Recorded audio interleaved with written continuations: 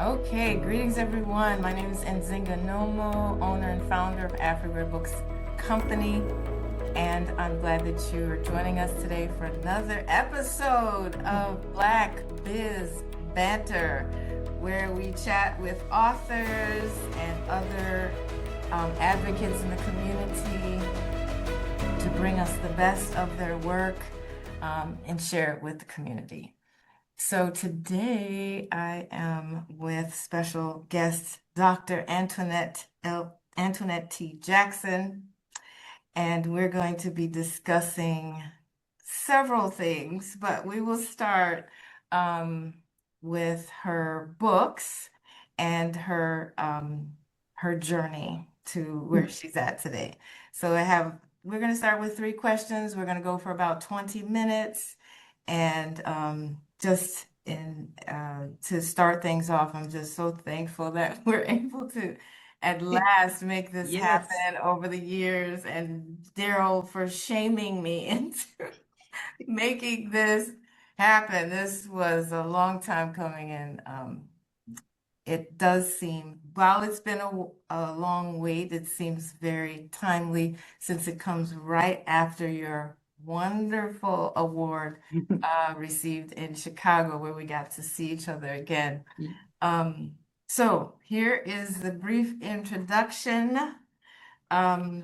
Dr. Jackson's professor in the Department of Anthropology at the University of South Florida in Tampa and director of the USF Heritage Research Lab. She received a PhD in anthropology from the University of Florida and an MBA from Xavier University in Cincinnati, Ohio, and a BA in Computer and Information Science from Ohio State University.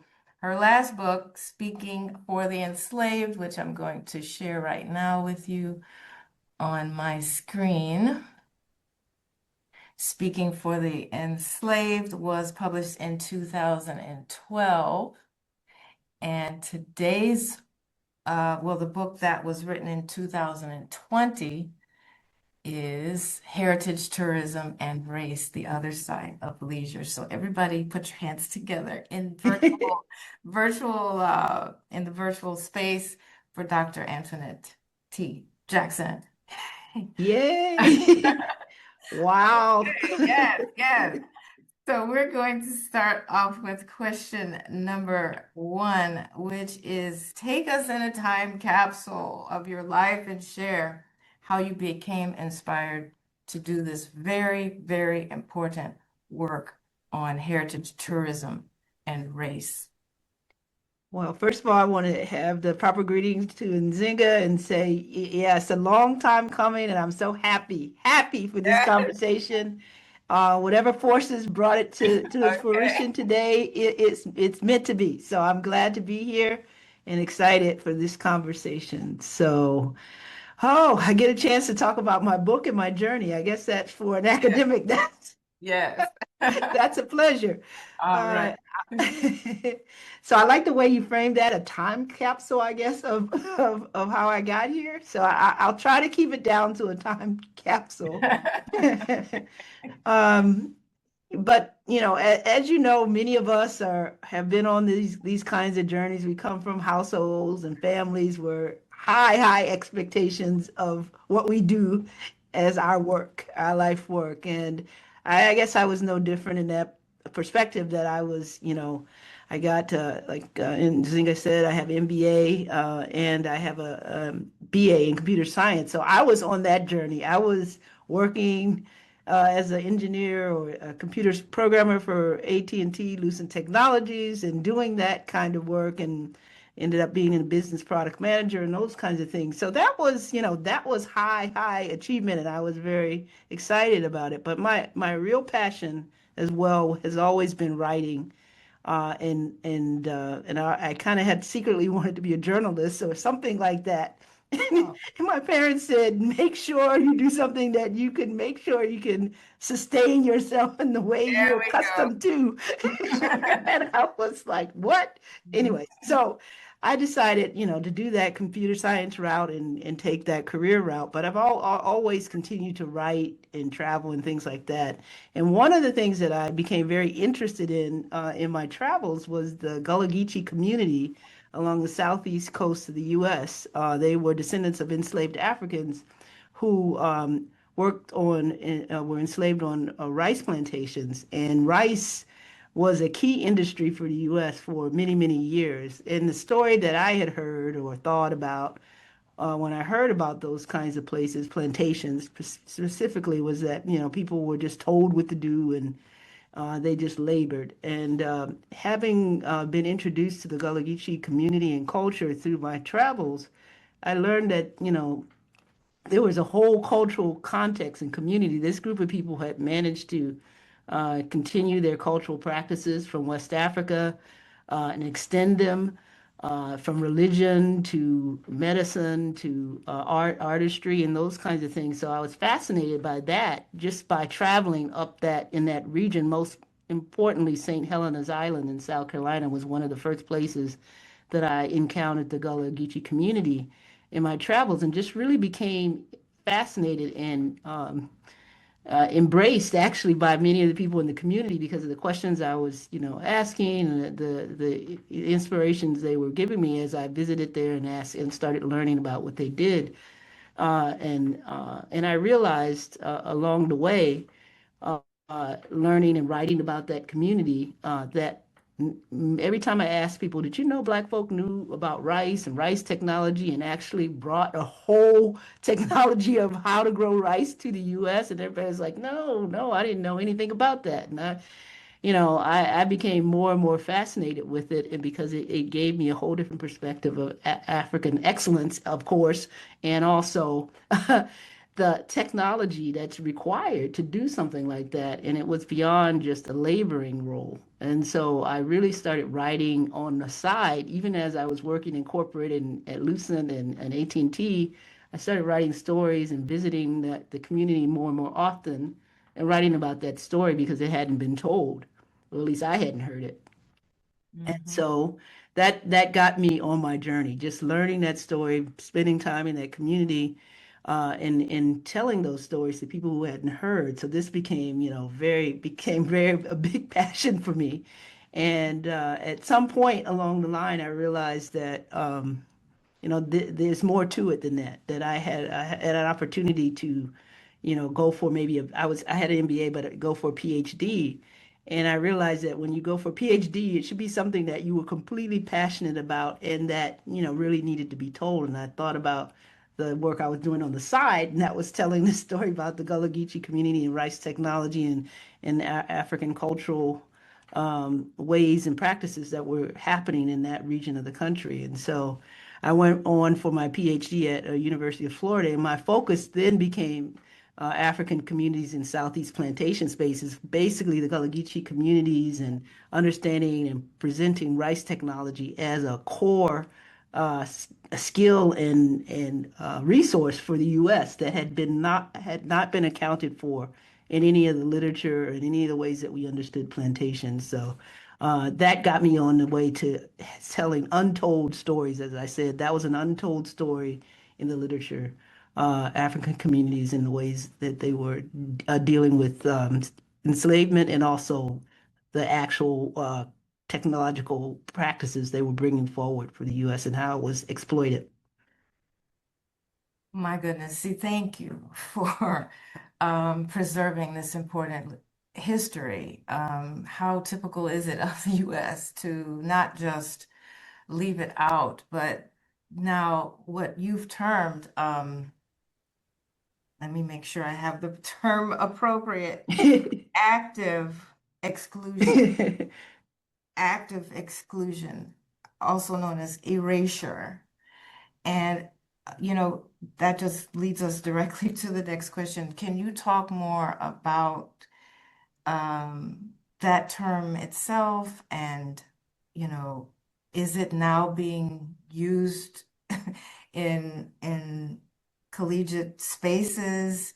Um, I love the term, I'm just like, yeah, this is what's happening. We're experiencing it and we have different ways of expressing that, but that's really what it is, leaving us out, shutting the door, And yeah, please expound.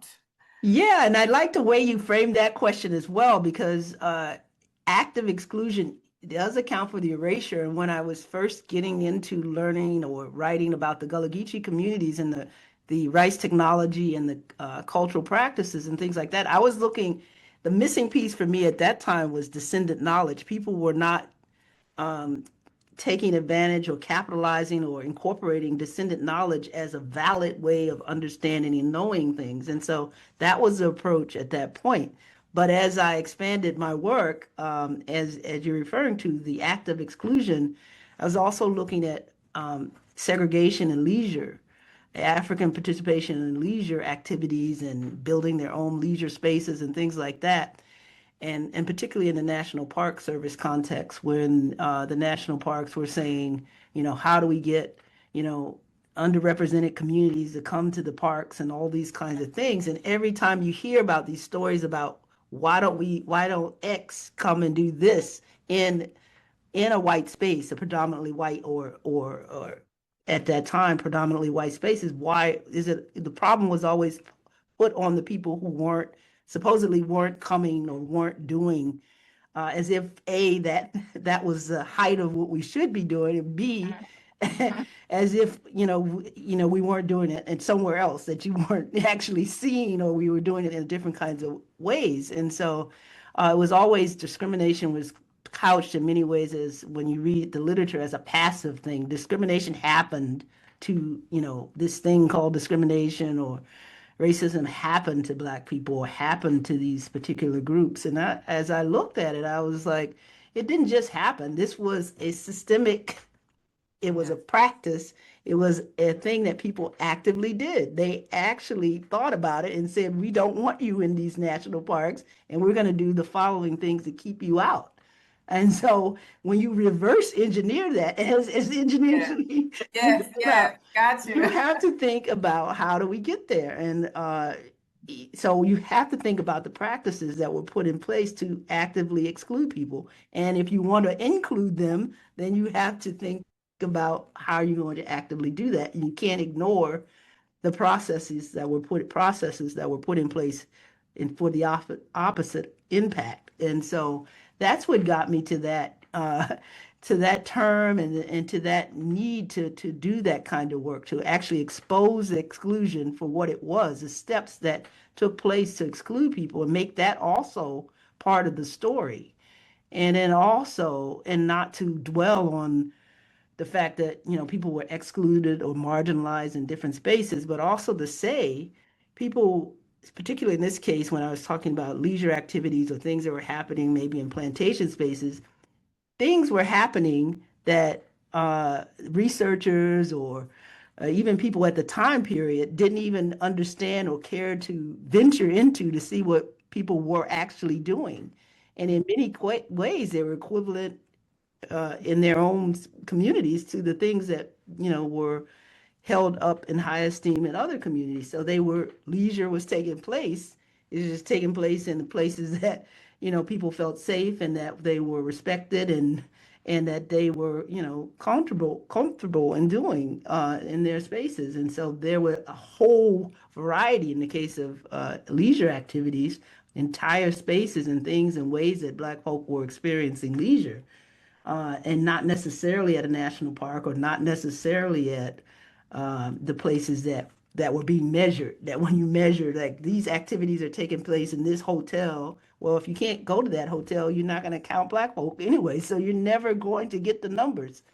And then the same with plantations, like what were Black people doing uh, in the face of these oppressions, like what, growing gardens, or how are they maintaining their cultural practices in places that not necessarily not in the purview, or people didn't care to venture into it. Really, it's not like it was a secret that they were doing.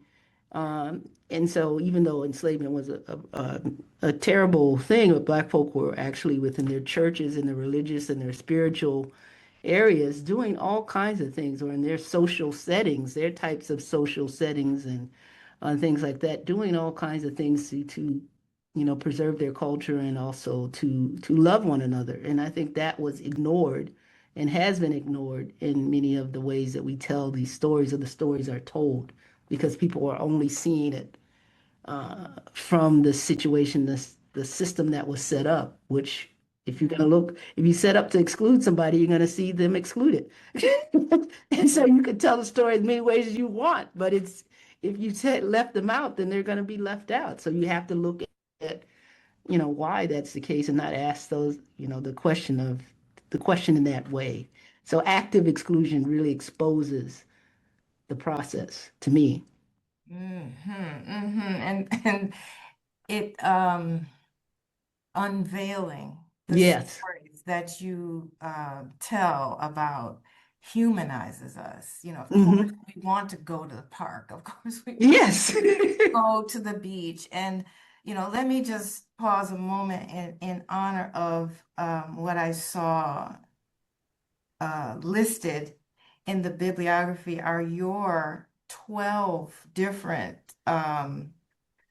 uh, books slash uh, magazines that you've written on this topic. I'm just like, go Jackson, go Jackson, go Jackson, listed in the back. And, in today's AI society, I'm so thankful you wrote this before Yes. AI came, because AI tends not to attribute to the sources that it's getting things from. So, yeah, this is a bibliography chock full of resources that people can go to, number one. And number two, um, I recently came across, a site right across the street from me on the south side of Chicago. Somebody mentioned it in passing. Oh yeah, that's where Black people tried to integrate the lakefront, and they got attacked. I was like, what? Where is this? And I did a Google search, nothing to be found. Right. Had to walk there, said, yeah, there's a plaque there. You know, Thankfully, I found the plaque, right? But there's no Hmm. documented history of it. And I'm sure that's what Yeah. went into, in part, the passion that you developed to say, wait a minute, this happened. This is important, especially when it comes to documenting our intelligence. Yes. And, just thank you, paused to thank you for dedicating your work, to that most important. Yeah, and Ziga, I wanted to follow up with that. And that's exactly, again, you kind of articulated the passion around it. So many places all over the country where the discoveries that you're talking about and the ones that I expose in the book are prevalent, even today. Like you're saying, even today, every place you go, and I tell my students all the time, everywhere you go, Black people have been, they've probably been there, they probably did something in that area. You just are going to have to either document it yourself, you're going to have to actively look for it, because you will Yeah. not just see it by just, perusing the typical ways that we, find out information. And exactly what you brought up. You're going to have to research it. You're going to have to put your own boots on the ground and ask these questions, and then put it into the literature, put it into some place where people can see. And one other thing about the systemic nature of this, when I looked at one of the texts that I used was the Green Book, was Yes, the yes. travel guide Get to that. that Yes. black folk put together to say where places are that were welcoming to them, to their dollars, to their, you know, to them as human, and recognizing their human capacities and abilities to, and desires, just like anybody else who cater to them as people. And I not only was the Green Book that for Black people, but for me, what I bring out in my book is that the Green Book was also a critique of establishments that excluded Black people. If you didn't make the Green Book, you should be concerned, because that meant, and I said for the Park Service, that meant if your park is not listed in the Green Book, Black folk and people who are wanting those, that kind of experience where they are treated fairly and respectably, aren't, they're gauging that you don't measure up. And Mhm. that is a critique that Black people were doing. So it wasn't only when you hear about the Green Book, oh, the Green Book was a place that, Black people use so they can, navigate through segregation. I also look at it as a critique of all establishments that were not listed in the Green Book. Oh, that's a great point. A great point. And, you know, like you said, to document our own stories, you know, we have to take ownership of that. Yes. It will not and has not happened prior. And as we're coming up on our like 4 minutes left. Uh-oh. I know.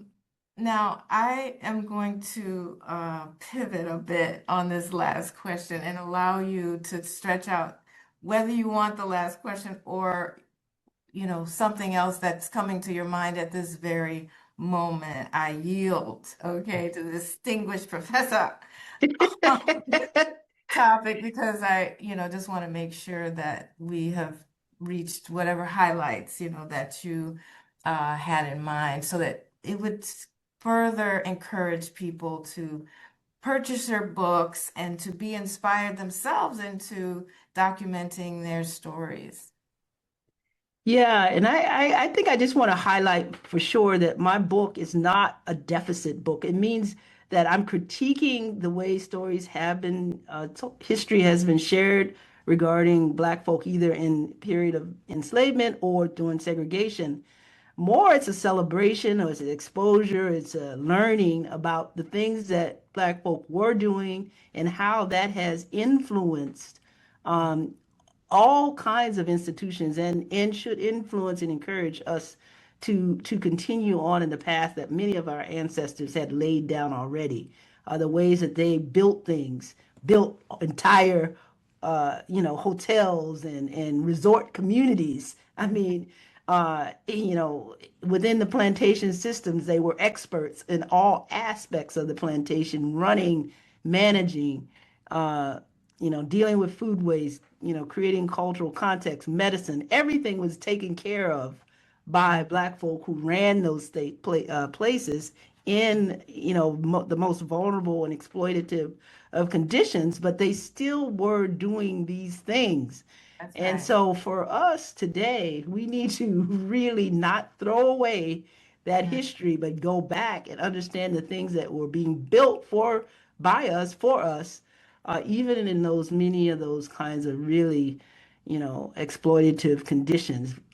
It's so much Right. learning, and so I think that's one of the takeaways that I want people to have with the book. It's really an open window to all the really exciting and wonderful things that Black people were doing in spite of, and also, like I said, exposing the hurdles that they had to overcome in order to do that, but also showcasing what they So, actually did. And that's the importance of reading the books and inviting people to continue to do that work. It's not done. We have a lot of work to do, people. okay. I'm telling you, just in that one, example I gave, it's just like no books on it. Yes. Thing, no mentioning, maybe an interview, with them, but this is our history. This must be preserved. And, you have really, I was thinking about what you're doing in the US is, of the same stature as like Dr. Ben did in Egypt, in Kemet. He was like, no, Black people are, Yes. African people are Egyptians or Kemet. Yeah. That is our history. And so what we've heard here is just so incomplete, it's so hmm inaccurate, and we must make those corrections as you have done in Heritage Church. Yeah. And especially now they're going back and trying to erase it even Oh, more. So we have lots of work to hold on to what we've done and also to extend it. And we've done it before, and we're going to We continue. can do it again. Yep. Oh, well. I think we did a Yeah. great job Yes. covering some. So, We hope that that is inspiring to you, the viewer, to follow up. Of course, we want you to go to Afriware Books website and start your own digs. Start, talk to your grandparents, talk yes. to their parents, and just ask them, what were they doing during, oh, here goes my timer. What were they doing during different challenging times? You may be surprised. You may be surprised, and just jot it down, jot it Yes. Yes. for the next generation so they can learn from it. Mm-hmm. We have learned from our ancestors. Yeah. So thank you, Doctor. Yes. Oh, Thank you. got the lights flashing here, so thank you so much. And we're going to sign off for now. I'm going to stop the recording. Thank you again. There we go.